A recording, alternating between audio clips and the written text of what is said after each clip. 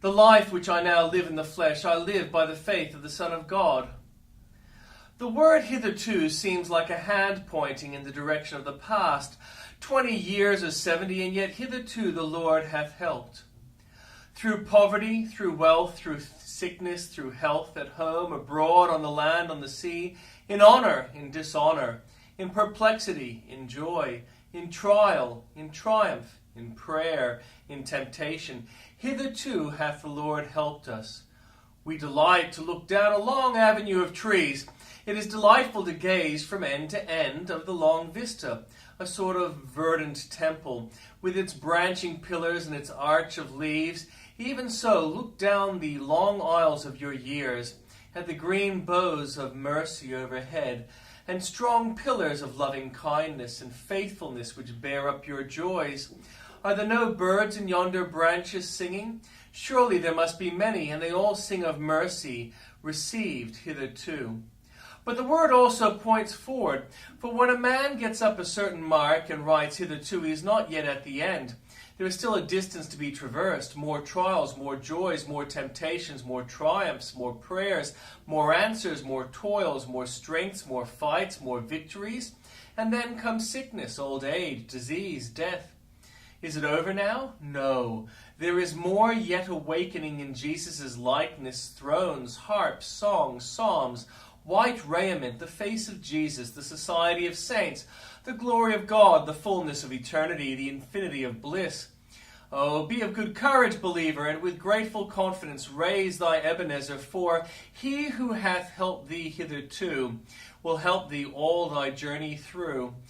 When read in heaven's light, how glorious and marvelous a prospect will thy hitherto unfold to thy grateful eye. What think ye of Christ? The great test of your soul's health is, what think you of Christ? Is he to you fairer than the children of men, the chief among 10,000, the altogether lovely? Wherever Christ is thus esteemed, all the faculties of the spiritual man exercise themselves with energy. I will judge of your piety by this barometer. Does Christ stand high or low with you? If you have thought little of Christ, if you have been content to live without his presence, if you have cared little for his honor, if you have been neglected of his laws, then I know that your soul is sick. God grant that it may not be sick unto death.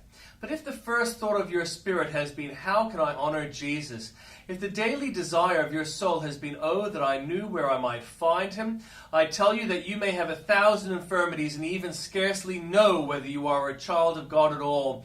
And yet I am persuaded beyond a doubt that you are safe, since Jesus is great in your esteem. I care not for thy rags. What thinkest thou of his royal apparel? I care not for thy wounds, though they bleed in torrents. What thinkest thou of his wounds?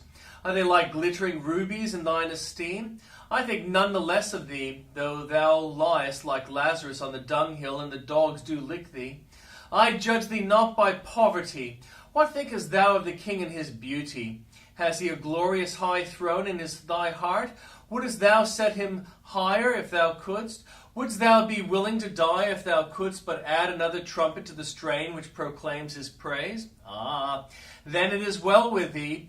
Whatever thou mayest think of thyself, if Christ be great to thee, thou shalt be with him ere long. Though all the world my choice deride, yet Jesus shall my portion be. For I am pleased with none beside, the fairest of the fair is he.